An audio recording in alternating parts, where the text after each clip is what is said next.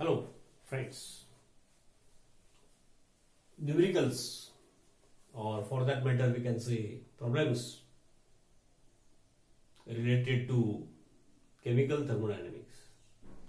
Interesting example, one more, we are going to discuss. बघा अशा प्रकारचे एक्झाम्पल जरा डिटेल डिस्कस केले की या टाईपचे जे एक्झाम्पल्स सोल्युशनचा टॉपिक आणि पुढचे टॉपिक याला सुद्धा उपयोगी पडणारी चर्चा आहे. त्यामुळे एक्झाम्पल हे निमित्त आहे, त्या निमित्ताने बरेच बारकावे डिस्कस करतो आपण. आणि मग अशा टाईपचे एक्झाम्पल डायरेक्ट किंवा मिक्स होऊन आलं की त्यावेळेला आपल्याला ते फास्ट सुटणार असा हेतू आहे. ओके, आता बघा, the heat of neutralization of acetic acid and NaOH is, आणि युनिट काय दिलंय बघा, म्हणजे ऍसिटिक ऍसिड बघा म्हणजे ते आपण विचारलंय काय आणि दिलंय काय, तर heat of neutralisation of acetic acid and NaOH हे दिलेलं आहे. -50.6 enthalpy of neutralisation acid and base when they react to give salt and water. Exothermic reaction एवढं आपल्याला माहित पाहिजे. जसं कंबशन म्हणलं की एक्झोथर्मिक, तसं एन्थाल्पी ऑफ फॉर्मेशन डिपेंड्स त्या रिएक्शन वरती. एक्झोथर्मिक पण असेल, एंडोथर्मिक पण असेल. पण burning enthalpy of combustion, heat of combustion, exothermic heat is evolve, delta H negative. तसं enthalpy of neutralisation acid and base react with each other to give salt and water, ती पण exothermic असते. तर acetic acid, the acetic acid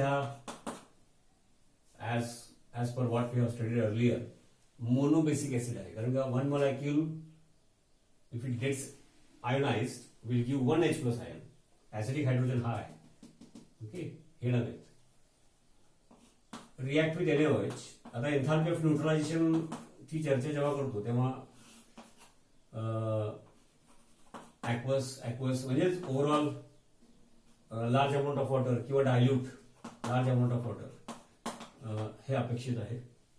आणि त्यामुळं मग काय तयार होणार, तर acidic hydrogen from acid, free OH minus, म्हणजेच H प्लस फॉर्म मध्ये हा hydrogen, acidic hydrogen in the form of H plus ions from acid and free OH minus ions from base, त्यांचे वॉटर होणार आणि उरलेलं सॉल्ट. आणि त्याप्रमाणे salt आणि water he reaction, this is neutralisation reaction. आणि या रिएक्शनच्या वेळेला जो एन्थाल्पी चेंज झाला, सोयीसाठी त्याला मी डेल्टा H1 म्हणतो, तो त्याने दिला आहे 50.6 किलो जूल एवढं रिलीज झालं. युनिट काय दिलंय बघा, रिलीज झाला म्हणून, इव्हॉल्व झाला म्हणून delta H minus 50.6 okay kilo joule. आणि नॉर्मली आपल्या आतापर्यंतच्या चर्चेमध्ये पर मोल असं, इथं per gram equivalent, kilo joule per gram equivalent म्हणजे kilo joule into equivalent raise to -1 असं दिलेलं आहे. Kilo joule per gram equivalent. त्याचे कारण काय असेल, although we have considered it earlier, या निमित्ताने पुन्हा बघू. हे दिलंय, find the heat of dissociation of acetic acid, हे विचारलंय. ओके, आणि परत काहीतरी something else is given, if the heat of neutralisation of strong acid and strong base is, अच्छा, strong acid and strong base. आता असं का म्हणलेलं आहे आणि युनिट काय दिले बघा, kilo joule per gram equivalent. ती व्हॅल्यू वेगळी आहे बरं का, -55.9. आता स्ट्रॉंग ऍसिड स्ट्रॉंग बेस म्हटलंय, कुठलं मेन्शन केलेलं नाही. जसं इथं मेन्शन केलं ऍसिटिक ऍसिड अँड NaOH, तसं इथं मेन्शन केलेलं नाहीये. तर मागची थिअरी, त्या निमित्ताने मागची चर्चा आठवा, नोट्स, आणि आताही सांगतो. Acid base if both are strong, HCl, HNO3, H2SO4, base NaOH, KOH, म्हणजे त्यातले कुठलेही असू देत, if both are strong, enthalpy of neutralisation is constant. का बरं? ओके, थिअरिटिकल पार्ट आहे नोट्समध्ये आणि शिकवतानाची वही, जस्ट रेफर दॅट. कारण का, आणि पर ग्राम इक्विव्हॅलंट ते काय इथं वापरलेलं आहे. नॉर्मली आपण इतर ठिकाणी पर मोल म्हणतो, इथं का नाही. तर समजा एक्झाम्पल म्हणून घेऊया स्ट्रॉंग साठी, एक्झाम्पल म्हणून घेऊ HCl अँड NaOH. तुम्ही HNO3 अँड KOH घेऊ शकता. ओके, तर HCl for example plus NaOH तुम्ही डायल्यूट असं मेन्शन करू शकता. हे डेलिबरेटली मी इथे ऍक्वस लिहून इथे वरती परत डायल्यूट कम्प्लीट न्यूट्रलायझेशन होण्यासाठी लार्ज अमाऊंट ऑफ वॉटर म्हणून dilute salt and water NaCl plus H2O. स्ट्रॉंगचं एक एक्झाम्पल घेतलं, कुठलंही स्ट्रॉंग असेल की इन्स्टेड ऑफ NaOH KOH घेतलं, इन्स्टेड ऑफ HCl HNO3 किंवा H2SO4 घेतलं, तरी पण इफ बोथ आर स्ट्रॉंग त्यांची एन्थाल्पी चेंज डेल्टा H2 म्हणतो ती कंडिशन्स वरती काय दिली ती घ्यायची. नॉर्मली ती आम्ही if not given -57 kilo joules per gram equivalent अशी घेत असतो. ठीक आहे, कंडिशन्स प्रमाणे त्याच्या आसपासच आहे. तर -55.9 kilo joule per gram equivalent. बघा इथं म्हणजे इक्विव्हॅलंट रेज टू -1 पर मोल नाही म्हटलेलं आहे, काय ते कारण आहे.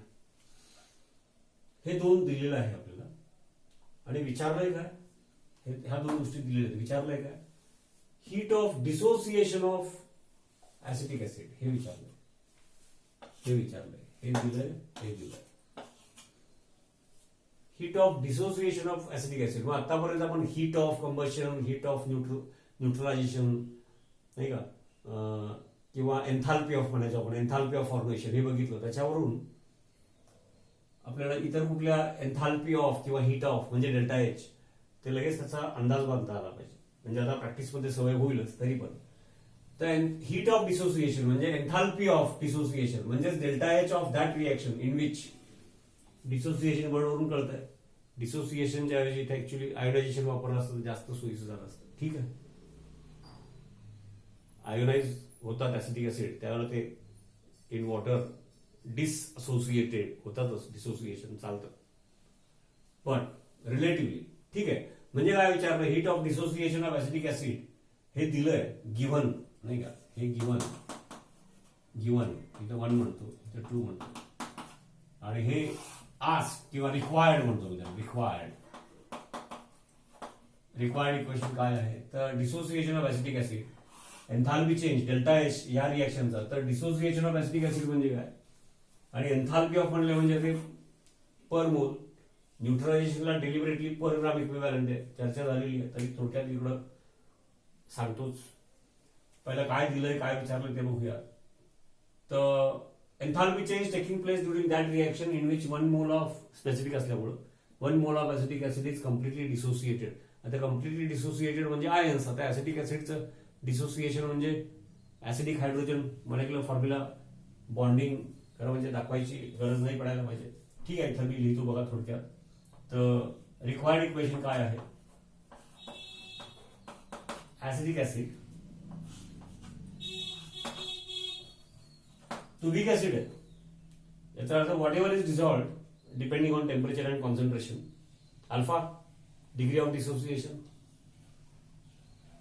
पण कुठल्या तरी डायल्युशनला कुठल्या तरी कंडिशनला तो कम्प्लीट डिसोसिएशन होत असेल, त्या नॉर्मल कंडिशन असणार नाही. तर एनर्जी चेंज कुठल्या कंडिशनला होईल वगैरे हा वेगळा भाग आहे. What will be the energy change delta H. आणि म्हणजे काय विचारलं इथे ऍक्च्युअली, तर enthalpy of dissociation of acetic acid is asked किंवा त्याच्याऐवजी एन्थाल्पी ऑफ आयोनायझेशन म्हणतील किंवा हीट ऑफ आयोनायझेशन म्हणतील. म्हणजे लगेच आपल्याला सिम्बॉलिकली लक्षात आलं पाहिजे की delta H of that reaction is asked in which 1 mole of acetic acid aqueous large amount of water. इकडं काय इथं लिहिलं तरी गिव्हिंग, कळलं का. आता याचं बॉन्डिंग दाखवत नाही. फंक्शनल ग्रुप 11वीची सुरुवातीपासून आपलं चाललंय. Giving acetate ions and free H+ ions. Basically हा वीक ऍसिड आहे. Out of whatever is dissolved few are in this form and remaining are in this form undissociated. पाण्यामध्ये weak acid dissolve केलं, for example acetic acid, तर unionise form मध्ये dissolved आणि त्यातले थोडे या फॉर्म मध्ये थोडे म्हणजे किती, तर अल्फा वरून सांगता येतो, टेम्परेचर कॉन्सन्ट्रेशन वरती ठरणार. की ए वरून सांगता येतं ऍसिड असेल तर 1.8 इंटू 10⁻⁵. आठवतं का बघा, किती कमी out of whatever is dissolved. पण जेव्हा 1 मोल कुठल्या तरी कंडिशनमध्ये तो डिसोसिएट झाला. आता न्यूट्रलाइज होतो त्यावेळेला तो डिसोसिएट होऊनच होतो, म्हणजे ती स्टेप त्यात आहेच. ओके, याच्या डेल्टा एच विचारलेला आहे. पहिला हे लक्षात यायला पाहिजे. डेल्टा एच त्याला समजा मी S3 म्हणतो, क्वेश्चन विचारले. मग दोन वेगळ्या रिॲक्शनचा डेल्टा एच दिलेला आहे आणि यापेक्षा वेगळी तिसरीच रिॲक्शनचा डेल्टा एच विचारलेला आहे. या दोन रिॲक्शनचा डेल्टा एच दिलाय आणि तिसऱ्याच रिॲक्शनचा विचारलाय. म्हटल्या पहिला विचार काय येतो मनामध्ये, हेस साहेबांची आठवण, हेसेस लॉ. आणि मग जे डेल्टा एच चे जे गिवन इक्वेशन, म्हणजे याचा डेल्टा एच पण माहिती आहे, त्याला गिवन म्हणतो आपण, त्याच्यावरती असे काही ऑपरेशन्स आपण करतो की ते करून ultimately multiply, divide, multiply by 1, multiply by 2, reverse वगैरे आपण बघितलं. आणि मग ऍडिंग ते केल्यानंतर जर हे इक्वेशन मिळालं तर simultaneously same operations on their delta H, तर त्याचाच डेल्टा एच मिळणार. असं ते साधं सिम्पल लॉजिक आहे. Earlier lectures you go through that. तर हे पहिलं लक्षात यायला पाहिजे. पहिली गोष्ट ही. आता मग हे कसं येणार, मग आपण काय करणार, नाही का. ऍसिटिक ऍसिड हे न्यूट्रलायझेशनची रिॲक्शन आहे. स्ट्रॉंगचं एक एक्झाम्पल म्हणून हे मी असं लिहिलेलं आहे. आणि लार्ज अमाऊंट ऑफ वॉटर म्हणजे इथं पण लिहू शकतो. इथं लिहिलं म्हणजे याला लागू झालंच. आणि मग कम्प्लीट डिसोसिएशन म्हणजे मग सॉल्युशन होणार, म्हणून ऍक्वस.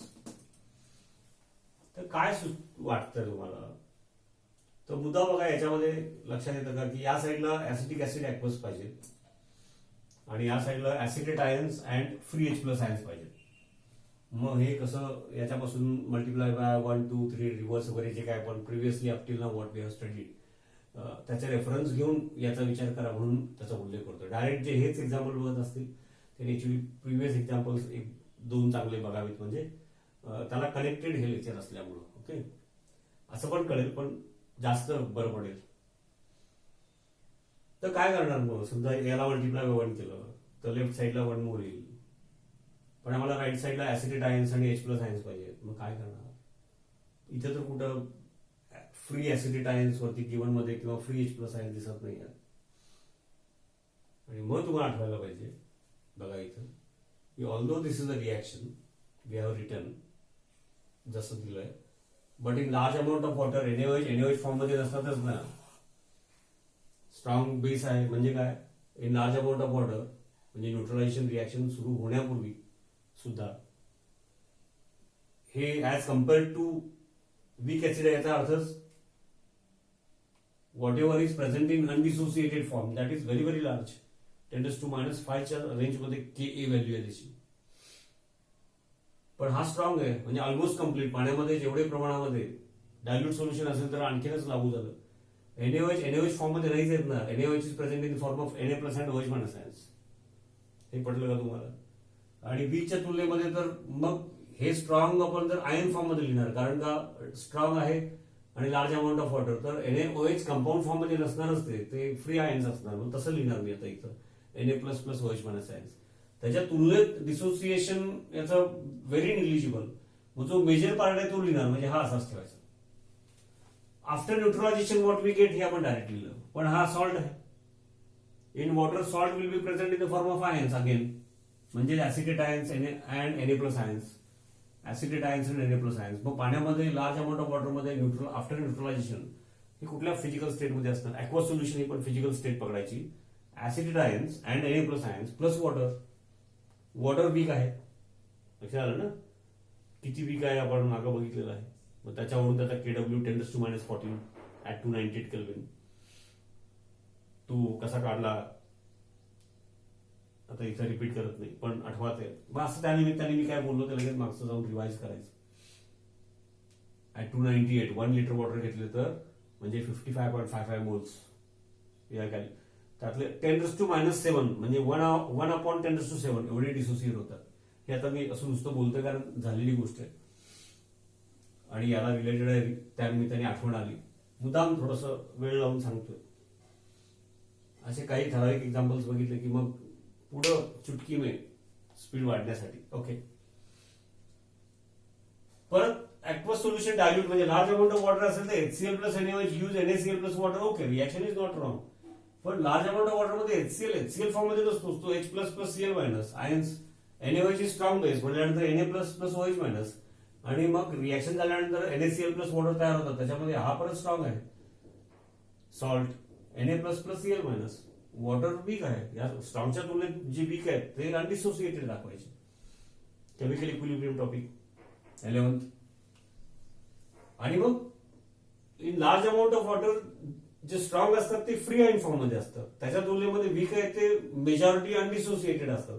त्याचं लॉजिक वापरून याच रिॲक्शन्स पुन्हा लिहिल्या. याच रिॲक्शन्स फक्त स्ट्रॉंग आहेत and in large amount of water strong असतील तर फ्री आयन्स फॉर्म मध्ये असणार, तेवढाच चेंज केला. जे कोण फ्री आयन्स फॉर्म मध्ये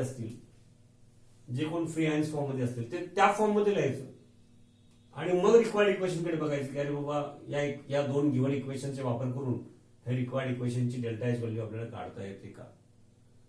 तर एवढी पहिला आयडिया आली. त्यानंतर इकडं फॉर न्यूट्रलायझेशन पर मोल का वापरलेलं नाही आहे, म्हणजे पर मोल वापरता येतं का, केव्हा वापरता येतं, चर्चा करू आपण आणखी एखाद्या एक्झाम्पल मध्ये. पण इथं per gram equivalent is use, त्याचे कारण एकदम सिंपल आहे.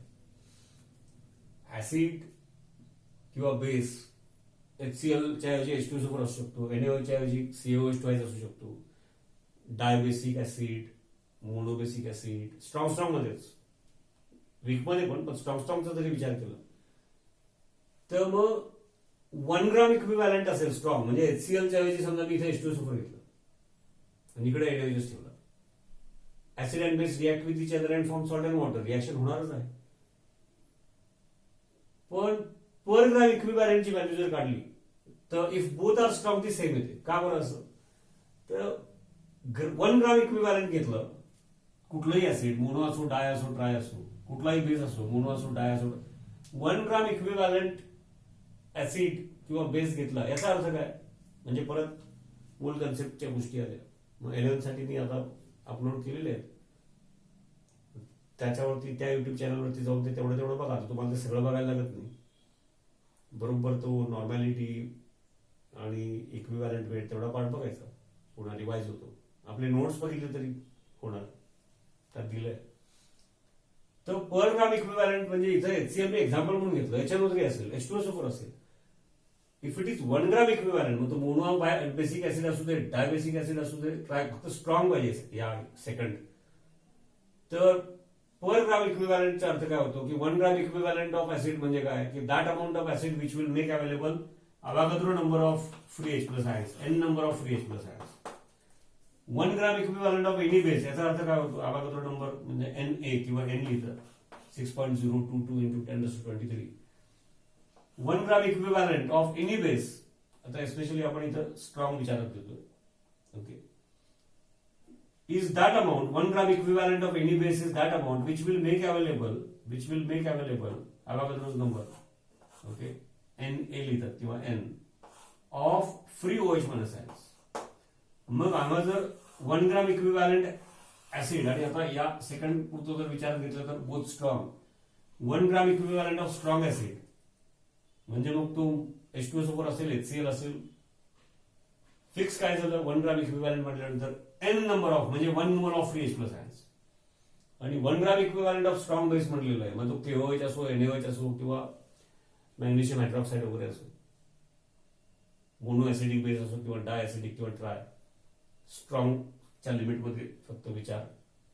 तर 1 ग्राम इक्विव्हॅलंट ऑफ बेस म्हटलं तुम्हाला सहज अगदी कळलेलं आहे एवढं, आणि म्हणून सहज मायाबोलीत पण सांगू शकतो, म्हणजे जास्त कळलेलं आहे. नाहीतर डेफिनेशन पाठ केलेली इंग्लिशमध्ये तुम्हालाही बोलता येतं, मी बोलू शकतो, आहेत तसे माझे लेक्चर सेपरेट. समजलं की कुठल्याही भाषेत सांगता येतं. What is the meaning of 1 gram equivalent of strong base. तर any strong base, if it is 1 gram equivalent, it means that it will make available to the solution 1 mole of free H plus ions, n number of free H plus OH minus ions, 1 mole of free OH minus ions बेससाठी, म्हणजेच n अवोगाद्रोस number. आणि म्हणून पर gram equivalent जेव्हा दिलेलं आहे याचा अर्थ, आणि जनरल स्ट्रॉंग म्हटलेलं आहे याचा अर्थ ते सगळे स्ट्रॉंग ऍसिड स्ट्रॉंग बेस साठी हे लागू आहे. कारण कुठलाही स्ट्रॉंग ऍसिड किंवा कुठलाही स्ट्रॉंग बेस घेतला, तो जर 1 ग्राम इक्विव्हॅलंट घेतला असेल तर याचा अर्थ ऍसिड मधून फ्री H प्लस आयन्स 1 मोल मिळणार, बेस मधून फ्री OH मायनस आयन्स 1 मोल मिळणार. याचा अर्थ न्यूट्रलायझेशन मधून वॉटर 1 मोल तयार होणार आणि उरलेलं सॉल्ट. ओके, उरलेलं सॉल्ट 1 मोल वॉटर या रिएक्शन प्रमाणे तयार होणार असेल तर डेल्टा H फिक्स असायला पाहिजे. डेल्टा H फिक्स असणार. म्हणून if both are strong acid and base, तर enthalpy of neutralisation per gram equivalent च्या फॉर्म मध्ये एक्सप्रेस केलं तर व्हॅल्यू सेम येते. म्हणून ऍसिडचा बेसचा उल्लेख केलेला नाही, फक्त स्ट्रॉंग म्हणलेला आहे. लक्षात घ्या. हे त्यानिमित्ताने पुन्हा रिवाइज करायला एक न्यूमेरिकल एक संधी मिळाली, तर फक्त न्यूमेरिकल असं स्टेप्स सोडून दाखवायचं 5-7 मिनिटाची गोष्ट आहे. मी कशाला 30-35 मिनिटं लावायची. तर त्याने मग हे पुढे परत सांगायला लागत नाही. पर ग्राम इक्विव्हॅलंट रिव्हिजन होतोय, मागचं कोणी केलं असेल तर 11th मधलं. ओके, अभ्यास होतो, पुढे स्पीड वाढतो. ओके, तर मुद्दा पहिला काय लक्षात आला की काय विचारलंय ते कळालं, काय दिलंय ते कळालं. मग हे दोन्ही इक्वेशन्स वरती ऑपरेशन्स करून जे काय up till now earlier we have considered Hess's law, हे येण्यासाठी काय करायला होतं ते करणार. हेसेस लॉ एवढंच बोलतो मी आता. And deliberately I am saying earlier example जाऊन बघा. सॉल्व्ह केलेले सोपे नोट्स मधले आणि टेक्स्ट मधले 1, 2, 3 बघा आणि मग इकडे या थोडा चेंज आहे. तो चेंज आहे तो whatever we have earlier discuss, but it is necessary to revise. तर ते करूया, मी करतोय. ओके, तर एवढं सांगितलं. आता याच्या बेसिसवरून याचा अर्थ आता काय करणार बरं, हेच लार्ज अमाऊंट ऑफ वॉटर मध्ये what ever are in the strong they will be present in the form of free ions. तर ते फ्री आयन्स फॉर्म मध्ये लिहून आणि त्याच्या तुलनेत वीक म्हणजे ऑलमोस्ट डिसोसिएशन निग्लिजिबल, तर म्हणजे अप्लाइंग आयनिक थिअरी म्हणतात त्याला, त्या फॉर्म मध्ये लिहूया हेच दोन्ही इक्वेशन. आणि मग म्हणजे हेच इक्वेशन पण त्या फॉर्म मध्ये लिहायचं आणि मग त्याच्यावरून हे रिक्वायर्ड इक्वेशन हेसेस लॉ कसं काढता येतं बघूया. For that I need to remove this. Okay, आणि मग ते आपण डिस्कस करूया. पण आतापर्यंत जी चर्चा केली ती बेसिकली फार महत्वाची आहे, ती लाईटली घेऊ नका, कारण अनेक ठिकाणी लागणार आहे. त्यावेळेला हे प्रत्येक वेळेला एवढं सांगायचं नसतं म्हणून. येस, आता बघा रिक्वायर्ड इक्वेशन पुन्हा एकदा लिहिलंय. Enthalpy of dissociation of acetic acid म्हणजे delta H of ionisation of acetic acid. याचा अर्थ लगेच delta H of that reaction in which 1 mole of acetic acid is completely ionised. म्हणजे आयोनाइज झाले की ते सेपरेट होतात म्हणून डिसोसिएशन. ओके, हे पहिलाच कळलं आम्हाला. म्हणजे काय काय हे एवढं पण लिहिता येत नाही. एवढं बेसिक कच्चं ठेवलं असेल दुर्लक्ष केल्यामुळे, अभ्यास न केल्यामुळे, लक्ष नाही दिल्यामुळे मग हे अवघड जातं. आणि हे अचानक मग 1-1.5-2 महिन्यावर परीक्षा आली की मग असं म्हणजे अनुभव आहे मला की हे सोपंच आहे. मग पहिल्यांदा व्यवस्थित शिकलं, ऐकलं, पेशन्स ठेवला, रिपीट केलं, शंका विचारल्या, 2-4 एक्झाम्पल्स जे नॉर्मली सगळीकडे लागतात, सारखे लागतात, आम्हाला माहित असतं. मग ते थोडंसं वेळ लावून व्यवस्थित शिकायचं. आणि मग MCQs, नीट काय, MST CET काय, 2020. मग मगाचे 2 इक्वेशन फक्त जे स्ट्रॉंग आहेत ते फ्री हँड फॉर्म मध्ये लिहिले. मग असे given equation 1 acetic acid plus NaOH होतं. In large amount of water strong, since it is strong it will be present in the form of free ions असं लिहिलं. Giving salt and water, salt sodium acetate म्हणजे acetate ions and Na plus ions, water and dissociated. म्हणजे स्ट्रॉंगच्या तुलनेत त्याचं dissociation weak आहे. जो major part आहे, जो मेजॉरिटी आहे फार मोठा 99% पुढं, आणि हे ऑलमोस्ट 100% जवळ स्ट्रॉंग, म्हणजे एवढा फरक असतो. म्हणून किंवा स्ट्रॉंग म्हटलं होतं तिथं गिवन मध्ये इन द इक्वेशन, म्हणून आपण एक एक्झाम्पलच घेतलं. HCl strong acid, NaOH strong base. याच्यानंतर घ्या KOH घ्या, H2SO कुठलाही घ्या, strong acid and strong base मी म्हणताना स्ट्रॉंग. ओके, तर HCl फॉर एक्झाम्पल घेतला असेल तर इफ इट इज स्ट्रॉंग, पाण्यामध्ये स्ट्रॉंगचा अर्थच तो आहे dissolved in water, water is dissolved almost all म्हणजे practically 100% will be present in the form of free ions. आणि म्हणून ते strong acid, strong base, free ions लिहिले.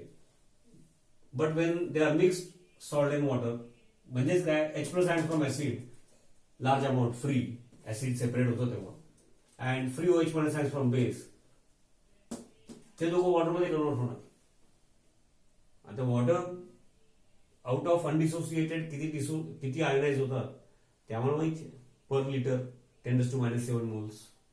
11वी मध्ये एक पेज आहे त्याला, बघा तो काढून. ओके, आणि आम्हाला इकडे जायचंय. आता असं लिहिलं तरी म्हणजे मगाशी लिहिलं होतं ते आणखी जरा व्यवस्थित लिहिलं. आता लक्षात आलं की याचा अर्थ in this given equation acetic acid and NaOH म्हणजे ऍसिड अँड बेस, एक वीक ऍसिड आहे आणि एक स्ट्रॉंग बेस, एवढाच फरक आहे. इथं दोन्ही स्ट्रॉंग आहेत. तर Na+ हा Na+ फॉर्म मध्येच राहतोय. केमिकली त्याच्यात काही चेंजेस झालेला नाही. म्हणजे रिएक्शन NaOH सेपरेट घेतलं होतं तेव्हा सुद्धा Na+ was present in the form of Na+, aqueous solvated वगैरे. आणि रिएक्शन झाली न्यूट्रलायझेशन ऍसिटिक. आता ऍसिटिक ऍसिड वीक आहे. अरे वीक असला तरी त्याच्यामध्ये इक्विलिब्रियम आहे का. व्हेरी फ्री H+ आहे. म्हणजे जेवढे फ्री H+ अवेलेबल आहेत ते न्यूट्रलाइज होतील. ते न्यूट्रलाइज झाले की to keep Ka constant forward जाईल रिएक्शन, आणखी H+ आयन्स अवेलेबल होतील. तिथे NaOH मधले फ्री OH सायन्स वाढत बघत बसले. आणि त्यामुळे मग फक्त स्ट्रॉंग असेल तर इन्स्टंटेनियस रिएक्शन आहे. One of the two if it is weak or both weak वाले पण एक्झाम्पल येईल पुढे. तर वीक ऍसिड आहे याचा अर्थ त्याच्यापासून H+ आयन्स मिळतच नाही तसं नाही. तर यांच्या तुलनेमध्ये item moment less or available.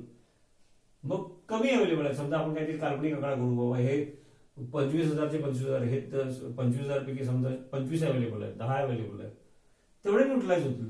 मग टू रिमेन के कॉन्स्टंट ही रिएक्शन फॉरवर्ड जाईल, आणखी 10-15 अवेलेबल होतात. असं स्टेप्स मध्ये अल्टिमेटली काय होणार आहे तर acetic acid with base steps मध्ये काय असेल ना कम्प्लीट न्यूट्रलायझेशन होणार. हे पहिलं लक्षात घ्या. म्हणजे त्याचं डिसोसिएशन कमी आहे, म्हणजे न्यूट्रलायझेशन तेवढंच होणार असं नाही. पहिल्यांदा तेवढंच होणार, तोपर्यंत आणखी रिएक्शन विल गो फॉरवर्ड. म्हणजेच N molecules of acetic acid and N molecules of NaOH complete neutralisation होणार. पण हे मोनो बेसिक ऍसिड आणि हे मोनो ऍसिडिक बेस असल्यामुळं हे 1 ग्राम इक्विव्हॅलंट, 1 मोल म्हणजे 1 ग्राम इक्विव्हॅलंट आणि हे 1 मोल म्हणजे 1 ग्राम इक्विव्हॅलंट. ओके बघा.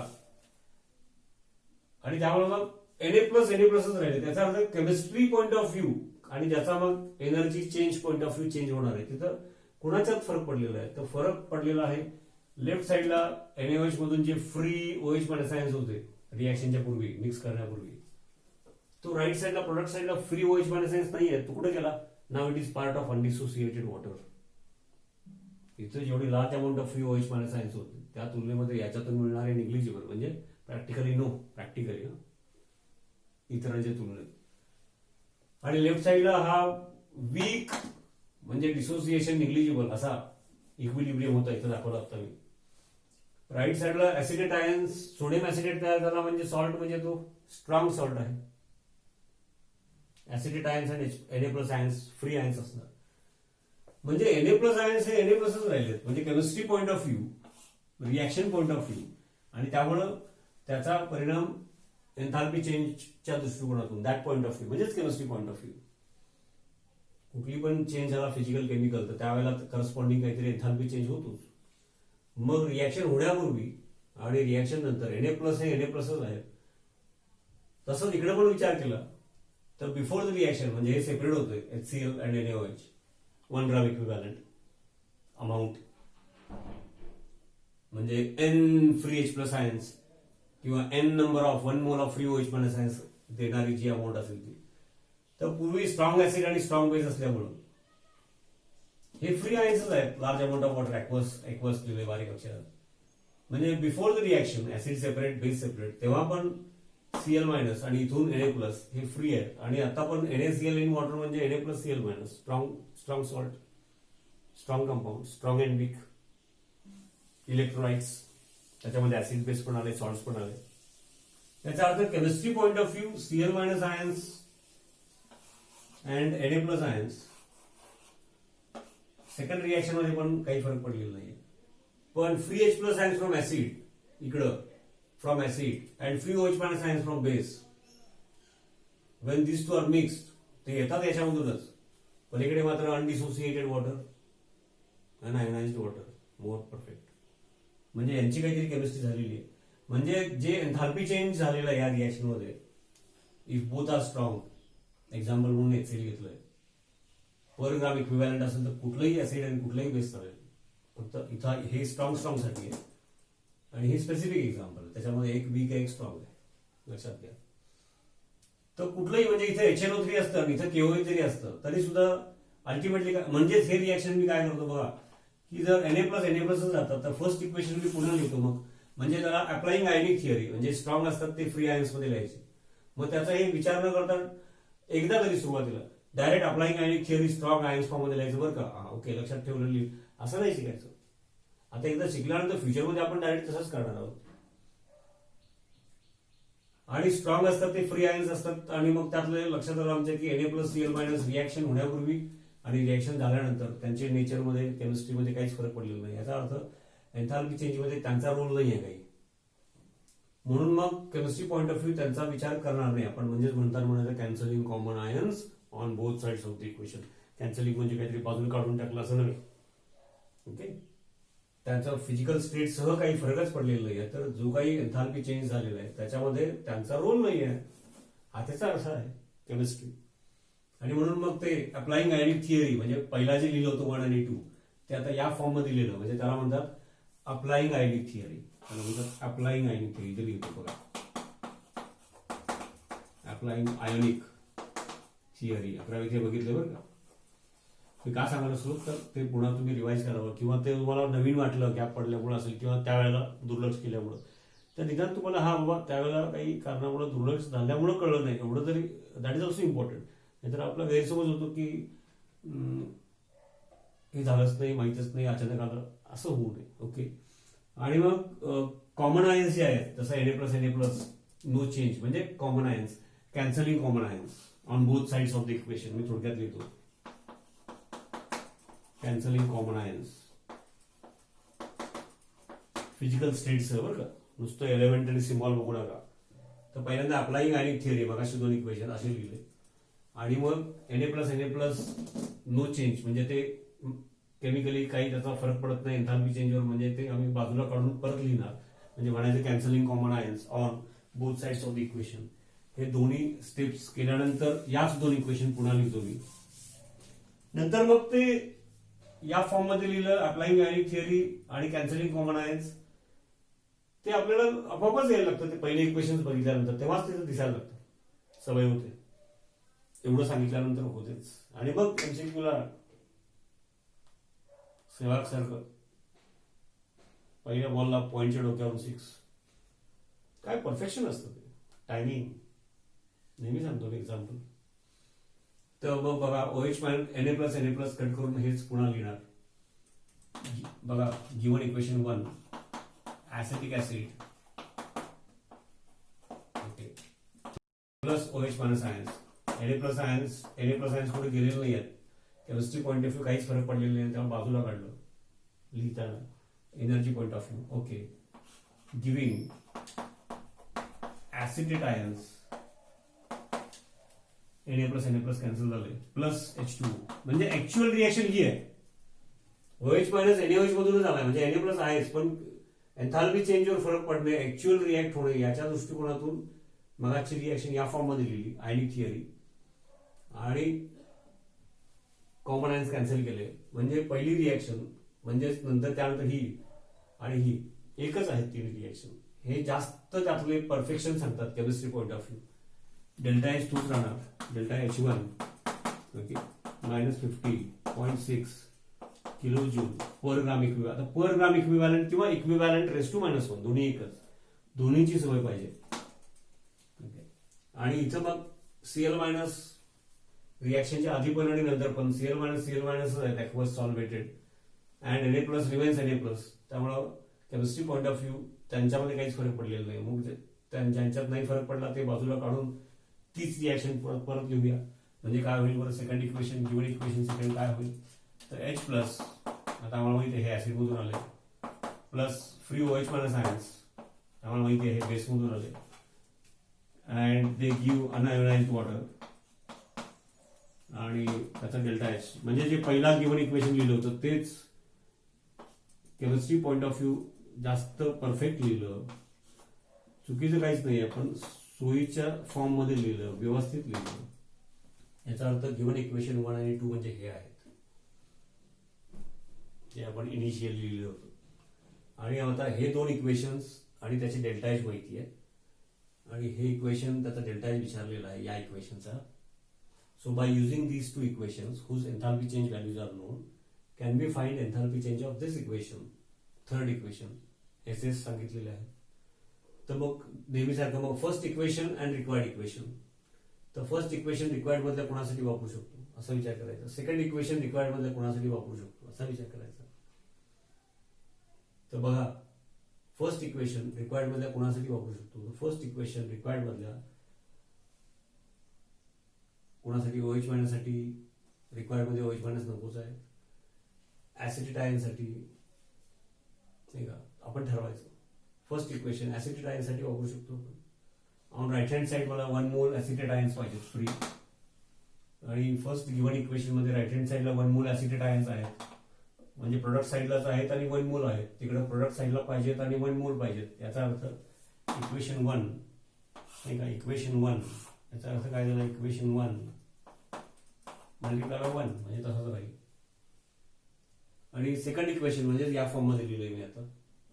ओरिजिनल इक्वेशन या फॉर्म मध्ये हेच परत या फॉर्म मध्ये.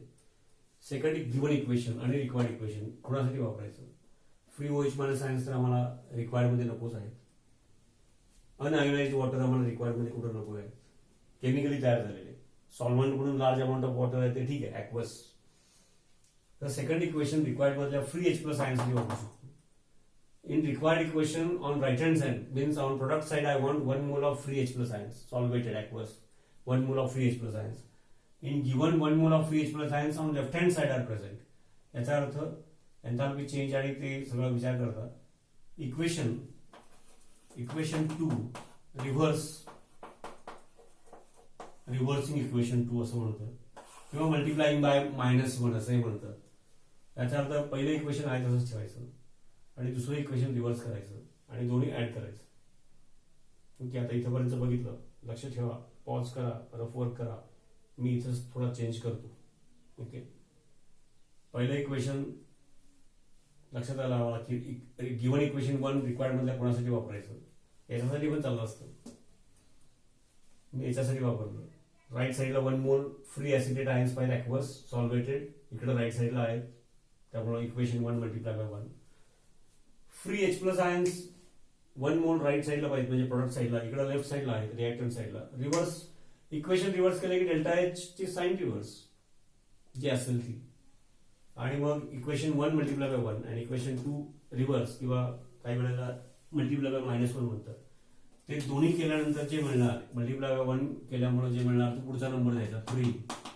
मल्टिप्लाय बाय 1 म्हणजे मल्टिप्लाय बाय 1 म्हणजे तसंच राहणार आणि रिव्हर्स केल्यानंतर ते 4 होणार. मी इथं चेंज करतो म्हणजे काय होणार आपल्याला कळलं.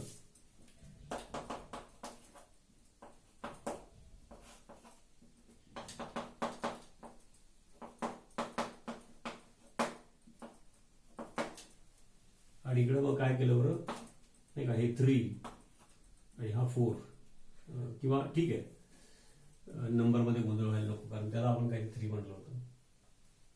डेल्टा H पुढचा घ्यायचा 5, 6 घ्यायचा. ओके रोमन घ्यायचा. कळतं. ऍडिंग दिस 2 न्यू इक्वेशन्स त्यातले कुठल्या ना कुठल्या स्पेसिससाठी समजून आपण गिव्हन डेटा वापरला आणि ते नवीन 2 इक्वेशन आहेत दोन्ही वापरले 3 आणि 4.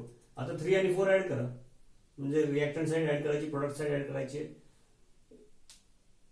ते माहिती आहे तुम्हाला. आता मग रिएक्टंट प्रोडक्ट साईडला कोण कॉमन असतील फिजिकल स्टेट सह ते कॅन्सल होतील. त्या साईडला असतील फिजिकल स्टेट सह तर ऍड होतील. जसं इथे लिक्विड वॉटर H2 लिक्विड झाला. तर लक्षात घ्या इथं free OH minus ions left hand साईडला आहे. इथं free OH minus ions left hand साईडला आहे म्हणजे कॅन्सल होणार ते. त्याच पेनने घाण करायची गरज नाही. कळतं आपल्याला. त्यातल्या त्यात इनिशियली हे इफ यू यूज पेन्सिल थोडं पेंट आपण असं करू शकतो. ठीक आहे करायची गरज नसते. नसायला पाहिजे. H2O लिक्विड पहिल्या रिॲक्शन मध्ये 1 मोल तयार झाले. सेकंड मध्ये रिॲक्टंट आहेत म्हणजे ते गेट कॅन्सल. मग 2 इक्वेशन्स ऍड केले तर हे कॅन्सल होऊन शिल्लक काय राहिलं ते लिहितो.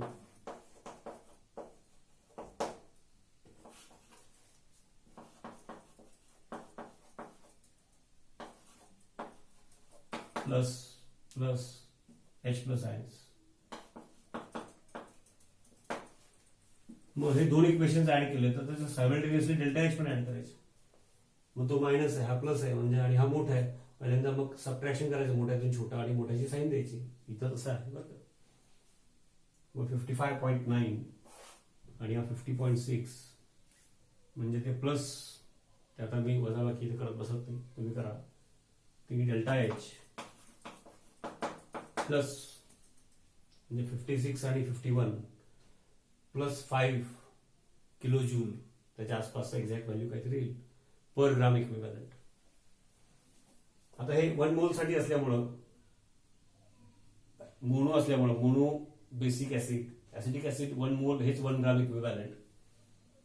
तर हा येणारा डेल्टा एच हा याचा, ही रिएक्शन मध्ये काय दिसतं, इथं 1 मोल ऍसिडिक ऍसिड म्हणलं तरी चालतं आणि हा 1 ग्राम इक्विव्हॅलंट आहे. त्यामुळे तो न्यूट्रलायझेशनला पर ग्राम इक्विव्हॅलंटची व्हॅल्यू वापरायला लागते, हे मी सांगितलं. आता जे आलेलं आहे या इक्वेशनला डेल्टा एच, या इक्वेशन मध्ये काय दिसतंय, 1 mole of acidic acid is ionise completely. तर पर मोल म्हणू शकतो आपण. आता इथं जे मी रफली 5 म्हणालो, एक्झॅक्ट काढा तुम्ही, किलो जूल पर मोल दिलेल्या इक्वेशनचं. That's all. याचा अर्थ लक्षात घ्या, वीक आहे बट 1 मोल acetic acid in large amount of water, if it gets converted into complete ions, plus 5.5 kilojoule पर मोल, कारण इथं या रिएक्शनचा तो डेल्टा याच्या, या रिएक्शन मध्ये 1 मोल आहेत ना, इथं पर मोल म्हणलं चालतं. लक्षात घ्या, फरक लक्षात घ्या. नाही समजलं तर व्हॉट्सअपवर टाका. या टाईपची दुसऱ्या एक्झाम्पल मध्ये परत रिपीट करता येईल. आणि मग तुम्हाला हे लक्षात पुढं पुढं हे असं बघितलं की यायला, फक्त थोडं रफ वर्क वगैरे गडबड करायची नाही. MCQ बघूच आपण, मी पुढे सांगतोय. तर हेसेस लॉ म्हणजे बघा ना की enthalpy of dissociation of acetic acid काढलं आपण. अजून काही गमती आहेत, आता एवढ्यातच तुम्हाला सगळा गोंधळ निर्माण मी करत नाही, काय हरकत नाही. So this is how we have found enthalpy of dissociation of acetic acid. आणि मगाशी मी सांगितलं ती एक गोष्ट परत सांगतो की ऍसिड बेस न्यूट्रलायझेशनच्या वेळेला पर ग्राम इक्विव्हॅलंट सांगणं गरजेचं आहे.